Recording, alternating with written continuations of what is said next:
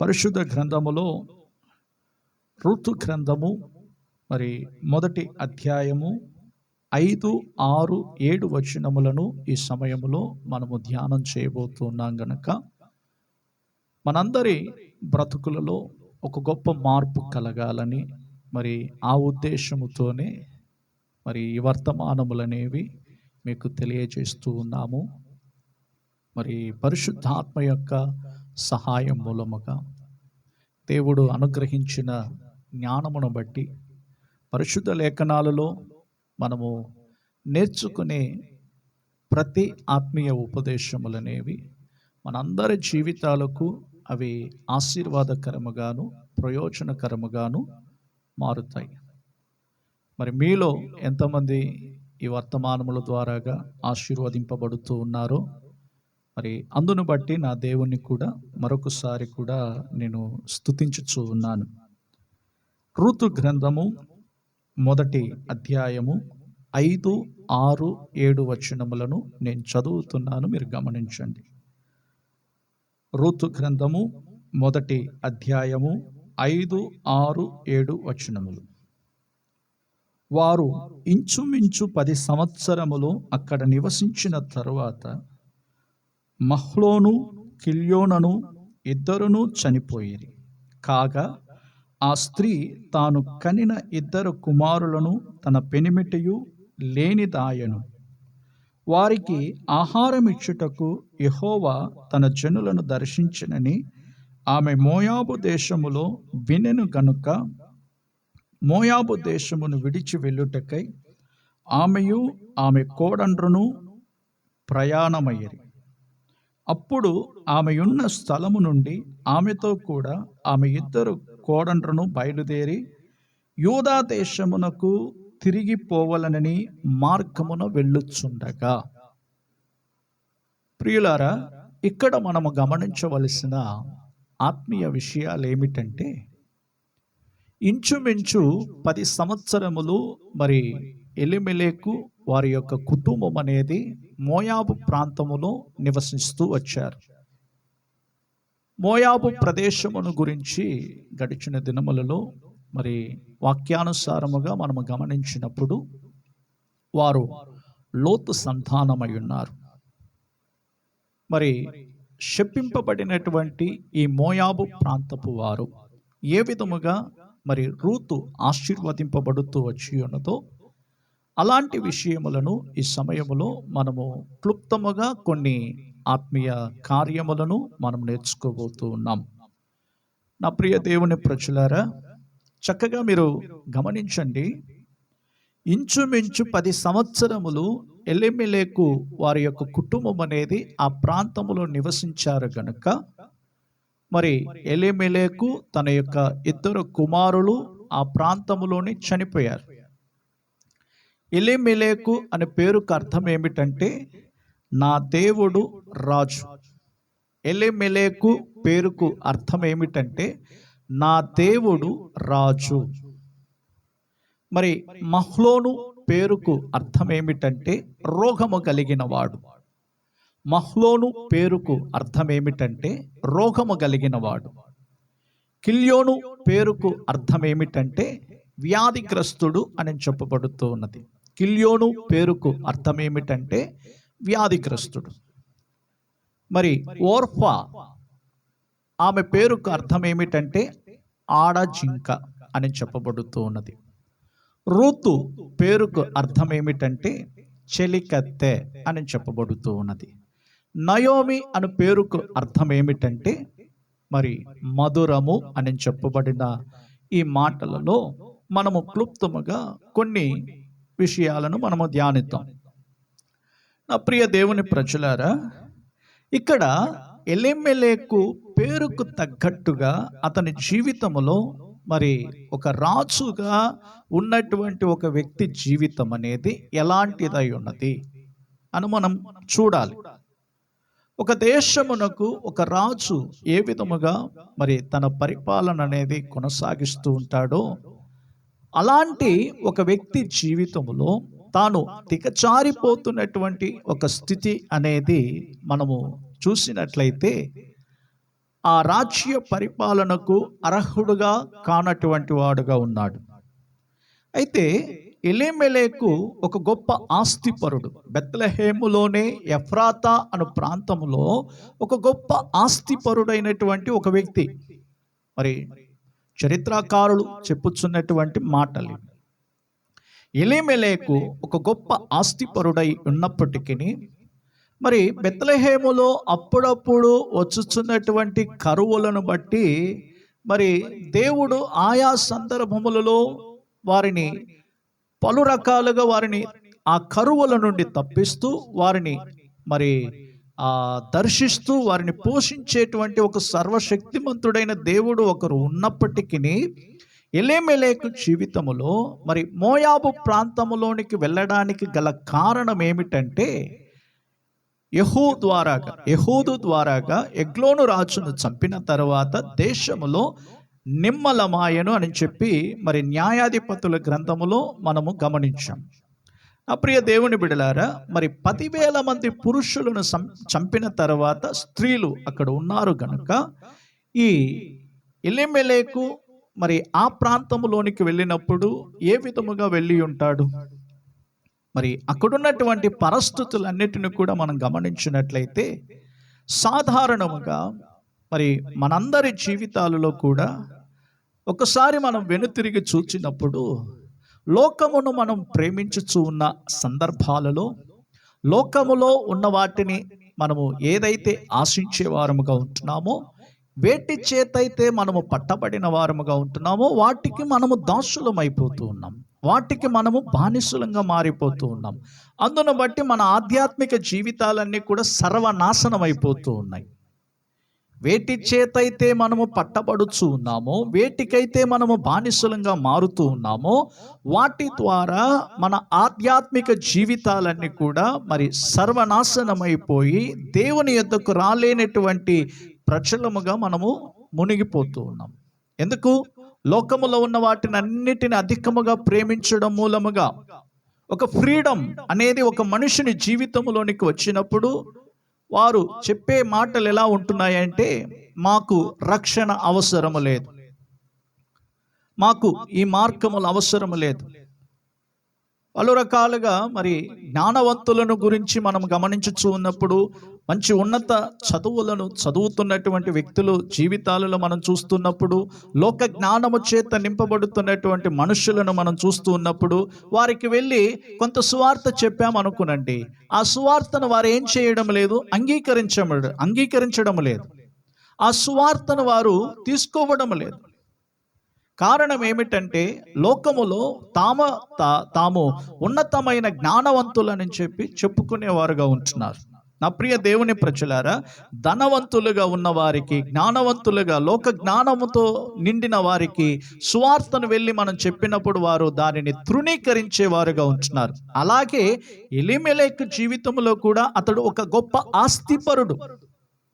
మరి ఆ ఎఫ్రాతా బెత్లెహేము ప్రాంతంలో ఉన్న వారందరూ కూడా చెప్పుంటారు, ఎప్పుడు వచ్చే కరువులే కదా, నువ్వెందుకు మరి మోయాబు ప్రాంతానికి వెళ్ళుచున్నావు అని చెప్పి అడుగుతున్నప్పుడు నువ్వెవరు నాకు చెప్పడానికి అనే ప్రశ్న కూడా వేసి ఉండవచ్చు. కానీ ఎవరు కూడా అతనికి చెప్పడానికి సాహసించలేదు. ఈ రోజుల్లో కూడా మనము గమనించవలసిన విషయం ఏమిటంటే, ఉన్నతమైనటువంటి స్థితిలో ఉన్నటువంటి వారికి, ఉన్నత పేరు కలిగిన వారికి, పేరు ప్రఖ్యాతులు కలిగినటువంటి మనుషులకు వెళ్ళి సువార్తను చెప్పినప్పుడు వాళ్ళు ఏం చేస్తున్నారు? మాకు అక్కరలేదండి ఈ సువార్త, మీరెవరు మాకు చెప్పడానికి, మాకు ఈ సువార్త వద్దు అని చెప్తూ ఉన్నారు. కారణం ఏమిటి? మరి వారిలో ఉన్నటువంటి ఆ యొక్క విధి విధానములు లేకుంటే వారి యొక్క పరిస్థితులను మనం గమనించినప్పుడు వారు చెప్పే మాటలలో చాలా క్షుణ్ణంగా మనం పరిశీలించవలసిన విషయం ఏమిటంటే, దేవునిని తృణీకరించేవారుగా మారిపోతూ ఉన్నారు. నా ప్రియ దేవుని బిడలారా, ఇక్కడ ఎలీమెలెకు దేవుడు నా రాజు అని చెప్పి ఉన్న ఆ స్థితి అనేది దేవుడు అతను కలుగు చేశాడు. అయితే ఈ ఎలీమెలెకు మోయాబు ప్రాంతంలోకి వెళ్ళి ఏం చేశాడు? సమస్తమును కోల్పోయి మరలా తిరిగి యూదా ప్రాంతమునకు ప్రయాణం అవుతున్నటువంటి సందర్భం అనేది ఇక్కడ మనం చూస్తూ ఉన్నాం. ఆధ్యాత్మిక జీవితాలలో మనం తీసుకునేటువంటి తప్పుడు నిర్ణయముల మూలముగా, తప్పుడు తీర్మానముల మూలముగా మనము శరీరములో ఒకవేళ బ్రతికి ఉండవచ్చేమో, కానీ ఆధ్యాత్మిక జీవితములో మనం చనిపోయిన వారముగా ఉంటున్నాం. తీసుకునేటువంటి నిర్ణయాలను బట్టి మన జీవితం కట్టబడుతూ ఉంటున్నది.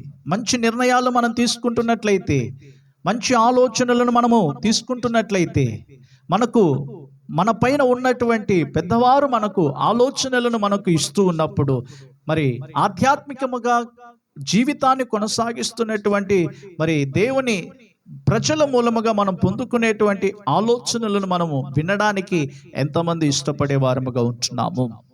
ఈ రోజుల్లో మరి దేవుని బిడలైనటువంటి వారు ఆధ్యాత్మికముగా బలపరచబడడానికి అనేక తీర్మానములను చేస్తూ ఉంటారు. వెంటనే ఇన్స్టెంట్గా జరిగిపోవాలనే కొన్ని తీర్మానములను మనం చేస్తూ ఉంటాం. దాని మూలముగా మన జీవితాలలో మరి నష్టపరచబడేటువంటి సందర్భాలు ఎన్నో ఉన్నాయి. మీ జీవితంలో, నా జీవితంలో కూడా కొన్ని సందర్భాల్లో తీసుకునేటువంటి నిర్ణయాలను బట్టి, నేను కూడా కొన్ని సందర్భాల్లో తీసుకునేటువంటి నిర్ణయాలను బట్టి ఆశీర్వాదములన్నిటిని కూడా కోల్పోయే వారముగా ఉంటున్నాం. మనందరము కూడా దైవికమైనటువంటి ఒక తీర్మానములు, నిర్ణయములు అనేవి, ఆ తీర్మానములతో కూడిన కార్యములు మన జీవితములలో సరి అయినటువంటి ఒక తీర్మానం మనం తీసుకుంటున్నట్లయితే మన ఆధ్యాత్మిక జీవితం అనేది అభివృద్ధికరముగాను, ఆశీర్వాదకరముగాను, ఇతరులకు ప్రయోజనకరముగా మారుతూ ఉన్నాయి.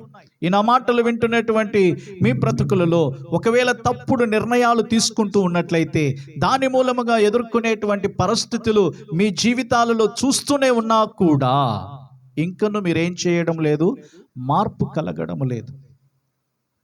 కనుకనే అనేకులు ఆశీర్వాదములనేవి కోల్పోతూ ఉన్నారు. నా ప్రియ దేవుని ప్రజలారా, మరి ఎలీమెలెకు అతనితో పాటు తన 2 కుమారులు కూడా ఆ ప్రాంతంలో చనిపోయిన తర్వాత, మరి నయోమి అనగా మధురము అని చెప్పబడుతూ ఉన్నది. మధురమైనటువంటి ఒక జీవితము కలిగిన ఈ నయోమి మరి తన భర్త, తన పిల్లలు ఇరువురు కూడా కోల్పోయిన తర్వాత సమస్తమును కోల్పోయింది. తనకు కలిగినదంతయు కూడా కోల్పోయింది. తనకు ఏదైతే ఎఫ్రాతా, బెత్లెహేము నుండి తీసుకుని వెళ్ళారో సమస్తమును కోల్పోయి ఒక నిర్బంధమైనటువంటి ఒక స్థితిలో, సమస్తమును కోల్పోయి నష్టపరుచుకునేటువంటి ఒక స్థితిలో, మధురముగా ఉన్నటువంటి ఒక జీవితం అనేది మారాగా మార్చబడుతూ వచ్చింది. ఈనాడు కూడా దేవుని ప్రజలమైనటువంటి మనలో కూడా మధురమైనటువంటి ఒక జీవితాన్ని విడిచిపెట్టి మారా లాంటి ఒక అనుభవంలోనికి మనం వెళ్ళడానికి గల కారణములేమిటి?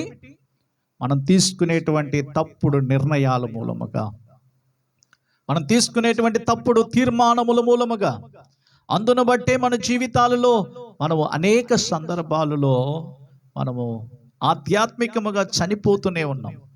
ఆధ్యాత్మికముగా మనం మరణించే వారముగా ఉంటున్నాం. దేవుడు చెప్పాడు, నీవు తినమున నిశ్చయముగా చచ్చుదు అని చెప్పాడు. కానీ మనుషుడు ఏం చేశాడు? దానిని తిన్నాడు. తిన్న తర్వాత చనిపోయిన వాడుగా మారిపోతూ ఉన్నాడు. ఆత్మీయతలో చనిపోయినటువంటి వారుగా. ఆదాము బ్రతికిన దినములలో మరి 930 సంవత్సరములు తాను బ్రతికినటువంటి శరీరములో బ్రతికినా కూడా ఆత్మలో చనిపోయినటువంటి ఒక వ్యక్తిగాను. మరి ఈ రోజుల్లో నీవు నేను అలా ఉండకూడదని దేవుడు మనల్ని హెచ్చరిస్తూ మంచి మార్గములో మనకు నడిపించాలని ఆయన ఉద్దేశము కలిగినా కూడా మరి మనం ఎందుకు తప్పుడు నిర్ణయాలు మనం తీసుకునే వారముగా ఉంటున్నాం? నయోమి మధురమైన జీవితం. నీవు నేను ఒక మధురమైన జీవితం చేయడానికి ప్రభువు మనలను ఏర్పరచుకుని ఉన్నాడు. నా ప్రియ దేవుని ప్రజలారా, ఇక్కడ మనము గమనించవలసిన విషయం ఏమిటంటే 6వ వచనములో, వారికి ఆహారం ఇచ్చుటకు యెహోవా తన జనులను దర్శించనని ఆమె మోయాబు దేశములో వినెను కనుక. చూడండి, మోయాబు దేశములో ఉన్నప్పుడు నయోమి తన భర్తను, తన 2 కుమారులను కోల్పోయిన తరువాత మరి మరల యూదా ప్రాంతములో, బెత్లెహేము ప్రాంతములో, ఎఫ్రాతా అనే ప్రాంతములో దేవుడు మరలా వారిని దర్శించాడని దేవుడు వారి యొక్క పొలములను, పంటలన్నిటిని కూడా మరలా తిరిగి వారికి కలుగజేశాడని చెప్పి, ఆ పొలముల పంట అనేది పండడానికి దేవుడు వారికి దర్శించాడని చెప్పి ఆమె ఆ విషయాలన్నిటిని కూడా విన్నది. విన్న తర్వాత ఆమె తీసుకునేటువంటి నిర్ణయం ఏమిటో తెలుసా? తిరిగి వెళ్ళుట. ఇక్కడ మనము తిరిగి వెళ్ళుట అనే మాటను మనం గమనించినట్లయితే నయోమి జీవితంలో ఒక పశ్చాత్తాపం అనేది కలిగి ఉన్నట్లుగా మనం గమనించగలం. అందుకని 7వ వచనములో మనం గమనించేటప్పుడు, అప్పుడు ఆమె ఉన్న స్థలము నుండి ఆమెతో కూడా ఆమె 2 కోడండ్రులను బయలుదేరి యూదా దేశమునకు తిరిగి పోవలనని మార్గమును వెళ్ళుచుండగా, తిరిగి వెళ్ళుట. కనుకని మారు మనసు పొందండి అని దేవుని యొక్క సువార్త ప్రకటించబడుతూ ఉన్నది. పాప జీవితములలోను, అక్రమములలోను, అతిక్రమములలోను బంధించబడుతున్నటువంటి ప్రతి మనిషికి దేవుడు ఇచ్చే ఒక గొప్ప శుభవార్త ఏమిటంటే, మారు మనసు పొందండి, తిరిగి రండి, భ్రష్టులకు పిల్లలారా మరలా తిరిగి నా యొద్దకు రండి, నేను మిమ్మల్ని బాగు చేసేదనని చెప్పి వాక్యములో మనం చదువుతూ ఉన్నాం. నేటి దినాలలో మరి ఎవరు తిరిగి రాగలుగుతూ ఉన్నారు? నయోమి జీవితం అనేది ఏ విధముగా తన భర్త తీసుకున్నటువంటి నిర్ణయానికి వ్యతిరేకముగా ఆమె తీసుకునేటువంటి ఒక తీర్మానం ఎలా ఉన్నదో మనము గమనించాలి. ఎందుకంటే భర్త తీసుకునే నిర్ణయం ఏమిటి? మోయాబు ప్రాంతములో తాను బ్రతకాలని. అయితే నయోమి తీసుకున్నటువంటి నిర్ణయం ఏమిటి? మరలా తిరిగి యూదా బెత్లెహేములోనికి వెళ్ళాలని. అప్రియ దేవుని బిడలారా, ఎవరైతే పాపములలో మరి చీకటి బ్రతుకులలో మరి ఇంకనూ బ్రతుకుచూ ఉన్నారో వారందరూ కూడా పశ్చాత్తాపపడాలని దేవుడు ఉద్దేశము కలిగి ఉన్నాడు. ఆధ్యాత్మిక జీవితాలలో నష్టపరుచుకునేటువంటి వారు పాప క్షమాపణ పొందాలని దేవుడు ఎదురు చూస్తూ ఉన్నాడు. భ్రష్టులకు పిల్లలైనటువంటి ప్రతి ఒక్కరు కూడా దేవుని యొద్దకు రావాలని చెప్పి ఆయన ఎదురు చూస్తూ ఉన్నాడు. ఎందుకంటే మరలా ఒక మధురమైన జీవితం చేయడానికి. కనుకనే అపోస్తలుడైన పౌలు తన పత్రికలలో రాస్తూ ఉన్నప్పుడు, పాతవి గతించిన, ఇదిగో సమస్తమును నూతనమాయను, సమస్తమును క్రొత్తవాయను. దేవుని బిడ్డల యొక్క జీవితాలలో పాత కార్యములన్నీ కూడా విడిచిపెట్టి నవీనమైనటువంటి స్వభావములు కలిగిన వారుగాను, క్రొత్త జీవితాన్ని మనం ప్రారంభించేటువంటి వారముగాను. ఈ నా మాటలు వింటున్నటువంటి మీ జీవితాలలో ఎవరైతే పాతవి ఇంకను మనస్సులో ఉంచుకొని, దేవుడు నాకు ఇలాగ చేశాడు, అలాగ చేశాడు, అందుకే నేను దేవుని విడిచిపెట్టాను అని చెప్పి ఒకవేళ తప్పుడు నిర్ణయాలు ఒకవేళ తీసుకుంటున్నట్లయితే, ఈ రాత్రి వేళ దేవుడు నీతో మాట్లాడుచున్న మాటలు తిరిగి రా అని చెప్పి దేవుడు నిన్ను అడుగుచూ ఉన్నాడు. భ్రష్టులకు పిల్లలారా తిరిగి నా యొద్దకు రండి, నేను మిమ్మల్ని బాగు చేసేదనని చెప్పి దేవుడు మరలా మీకు ఒక పిలుపునిస్తూ ఉన్నాడు. సమస్తమును కోల్పోయినటువంటి మీ జీవితాలలో, సమస్తమును నష్టపరుచుకున్నటువంటి మీ జీవితాలలో, ఆధ్యాత్మికముగా మరణించినటువంటి మీ హృదయాలు మరల తిరిగి దేవుని యొద్దకు రాగలిగినట్లయితే దేవుడు మనలను బాగు చేయగలడు. చూడండి, మరి నయోమి జీవితంలో తిరిగి వెళ్ళుట అనేది మనము ఒక పశ్చాత్తాపమునకు గుర్తుగా ఇక్కడ చెప్పబడుతూ ఉన్నది. తన భర్తను కోల్పోయింది, తన 2 కుమారులను కోల్పోయింది, తన కోడండ్రులతో చెప్పుచూ ఉన్న మాటలను మనము గమనించాం. నా ప్రియ దేవుని ప్రజలారా, ఈ రోజుల్లో ఒకవేళ ఆత్మీయ జీవితంలో అన్నిటిని కోల్పోయి ఒకవేళ నష్టముతో మీ జీవితాలలో ఉన్నట్లయితే ఒక్కసారి దేవుని సన్నిధిలో పశ్చాత్తాపపడండి. పశ్చాత్తాపపడిన వారికి దేవుడు సమీపస్తుడుగా ఉన్నారు. ఎందుకు ఈ జీవితం అని చెప్పి ఒకవేళ నువ్వు వెనుతిరిగి ఉన్నావా? పౌలు భక్తుడు చెప్పినట్లుగానే వెనుకున్న వాటినన్నిటిని మరచి ముందున్న వాటి కొరకు నేను వేగిరపడుచు ఉన్నానని చెప్పుచూ ఉన్నాడు. మరి మనందరి జీవితాలలో ముందున్న వాటి కొరకు వేగిరపడాలనా వద్దా? ఆత్మీయ జీవితంలో నష్టపరుచుకున్నటువంటి కార్యములన్నిటిని కూడా, ఆత్మీయ ఫలములను, ఆత్మీయ వరములను మరలా మనము నూతన పరుచుకోవడానికి దేవుడు మనకిచ్చే అవకాశం చాలా గొప్పదై ఉన్నది. కనుక దేవుని బిడ్డలు ప్రతి ఒక్కరు కూడా ఆలోచించండి. మోయాబు ప్రాంతములో ఎలీమెలెకు కుటుంబము వెళ్ళినప్పుడు మరి సమస్తమును కోల్పోయి వారు మరణం పొందే స్థితికి వచ్చారు. అలాగే దేవుని బిడ్డలమైన మనము మన జీవితాలలో మధురముగా ఉండవలసిన మనము మారలాగా ఒకవేళ మారిపోయినట్లయితే ఇప్పుడే ఈ రాత్రి వేళ దేవుని సన్నిధిలో పశ్చాత్తాపపడండి. ప్రభువా, మమ్మలను మధురముగా మార్చండి, మా జీవితాలను మధురముగా చేయండి అని చెప్పి ఎవరైతే దేవుణ్ణి అడగగలరో దేవుడు వారి పక్షాన ఉండి ఆయన సహాయము చేయగలడు. మరి నయోమి తీసుకున్నటువంటి తీర్మానం ఏమిటంటే మరలా యూదా వైపునకు తిరుగు ప్రయాణం ప్రారంభించెను. యూదా అనగా స్తుతి. మన జీవితంలో స్తుతి అనే వస్త్రాన్ని మనము ధరించుకొని స్తుతి మనము చెల్లించేవారముగాను, అదే సమయంలో ప్రతి సమయంలో కూడా ప్రతి క్షణములో కూడా దేవుని స్తుతించడం మనం నేర్చుకున్నట్లయితే స్తుతి ఆయుధము ద్వారా సమస్తమును మనము జయించగలం. వారు యూదాకు తిరుగు ప్రయాణము ప్రారంభించారు. అలాగే మన జీవితాలలో కూడా ప్రతి సందర్భములో మరి దేవుని స్తుతించడం మనం నేర్చుకుంటున్నప్పుడు మనకు ముందున్నటువంటి ఎరికో గోడలన్నీ కూడా కూలిపోవును గాక. నా ప్రియ దేవుని ప్రజలారా, తిరిగి ప్రయాణము ప్రారంభించండి. తీసుకునేటువంటి నిర్ణయం సరి అయినటువంటి ఒక నిర్ణయముగా మనం తీసుకుందాం. ఆధ్యాత్మిక జీవితాలలో మనం తీసుకునే ప్రతి నిర్ణయం, ప్రతి తీర్మానం మనలను బ్రతికించేదిగా మారాలే తప్ప తీసుకునే నిర్ణయాలు కానీ తీర్మానాలు కానీ మనలను చంపే తీర్మానాలుగా ఉండకూడదు. ఒకవేళ ఆధ్యాత్మిక జీవితాలలో అనేక విషయాలలో మనం నష్టపోయి ఉండవచ్చు.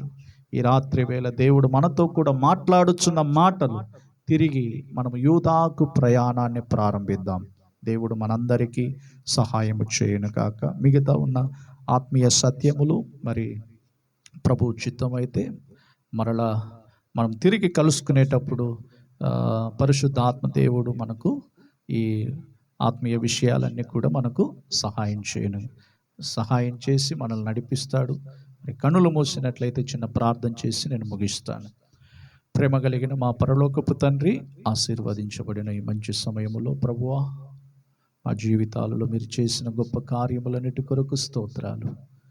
ఈ బైబిల్ పట్టణముల ద్వారాగా ప్రభువా అనేక ఆత్మీయ విషయములను మేము నేర్చుకోవడానికి మీరు మాకు కృప చూపుతున్నందుకు స్తోత్రాలు. మరి ముఖ్యముగా ప్రభువా, పాటల ద్వారా మీ నామాన్ని మహిమపరచడానికి మీరు ఇచ్చిన కృపను బట్టి మీకు వందనాలు. అనేక విషయముల కొరకు మేము ప్రార్థించడానికి మీరు సహాయం చేశారు.